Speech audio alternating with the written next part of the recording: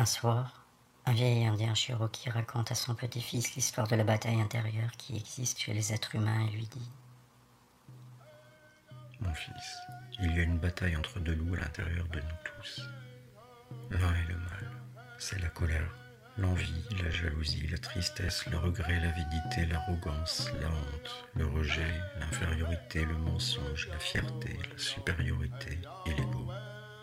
L'autre est le bien, c'est la joie, la paix, l'amour, l'espoir, la sérénité, l'humilité, la gentillesse, la bienveillance, l'empathie, la générosité, la vérité, la compassion et la foi.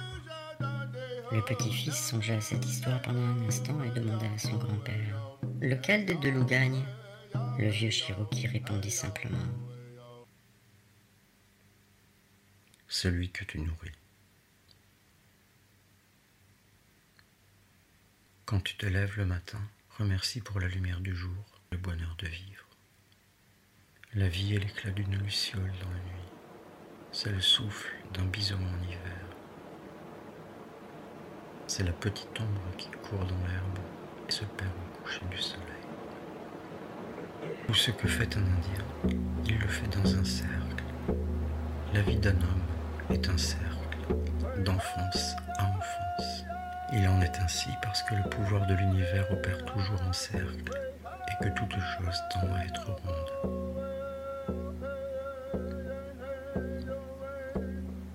Tout ce que fait le pouvoir de l'univers se fait dans un cercle. Le ciel est rond. Le vent, dans sa plus grande puissance, tourbillonne. Et j'ai entendu dire que la terre est ronde comme une balle et que toutes les étoiles le sont aussi. Le soleil s'élève et redescend dans un cercle. La lune fait de même, et ils sont ronds, l'un et l'autre. Même les saisons, dans leur changement, forment un grand cercle et reviennent toujours où elles étaient.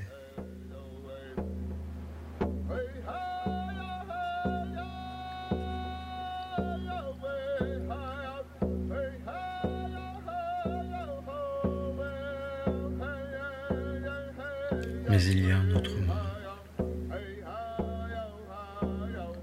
Un pied peut nous conduire vers le mal, l'autre vers le bien. Ainsi vont par deux toutes les choses. Nous sommes deux dans notre esprit. Nous avons une main droite qui frappe et fait mal, et une main gauche pleine de bonté, proche du cœur. Les Indiens qui vivent près de la nature et du maître de la nature ne vivent pas dans l'obscurité. C'est dans l'obscurité de leurs yeux que les hommes se sont perdus. La véritable paix se trouve au cœur même de l'âme humaine.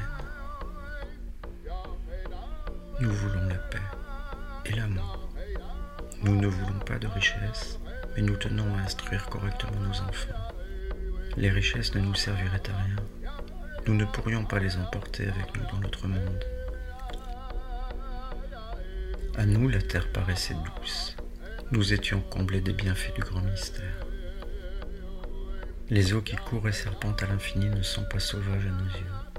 Cette eau scintillante qui descend dans les ruisseaux et les rivières, ce n'est pas seulement de l'eau. Les rivières sont nos sœurs. Elles étanchent notre soif, portent nos canoës et nourrissent nos enfants.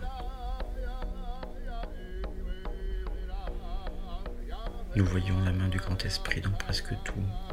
Le soleil, la lune, le vent, les arbres, les montagnes.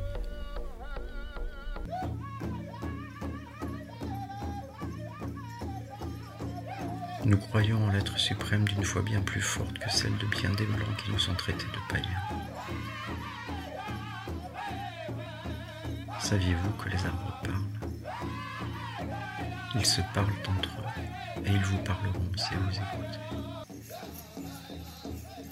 Les arbres m'ont beaucoup appris, tantôt sur le temps, tantôt sur les animaux, tantôt sur le grand esprit.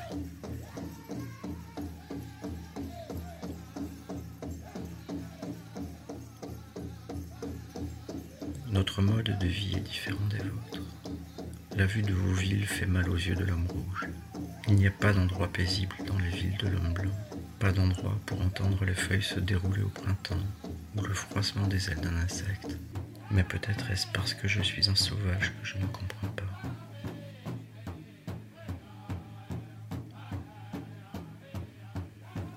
J'ai connu autrefois un lieu merveilleux où l'harmonie régnait dans le désordre orchestré par les dieux. Les rivières charriaient dans leur lit notre réserve d'eau potable en torrents sauvages et limpides, dans lesquels on se désaltérait. Elles expriment leurs murmures fougueux à nos oreilles qui les écoutaient.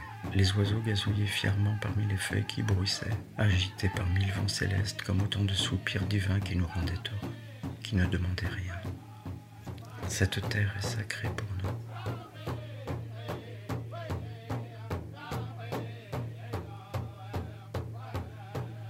Voyez mes frères, le printemps est venu. La terre a reçu l'étreinte du soleil et nous verrons bientôt les fruits de cet amour.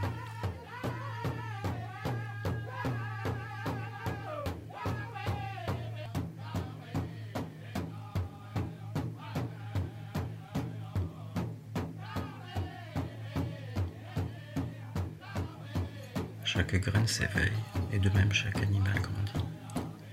C'est à ce merveilleux pouvoir que nous devons nous aussi d'exister. C'est pourquoi nous concédons à nos voisins, même à nos voisins animaux, les mêmes droits que nous d'habiter cette terre. À bientôt les amis. À bientôt mes frères.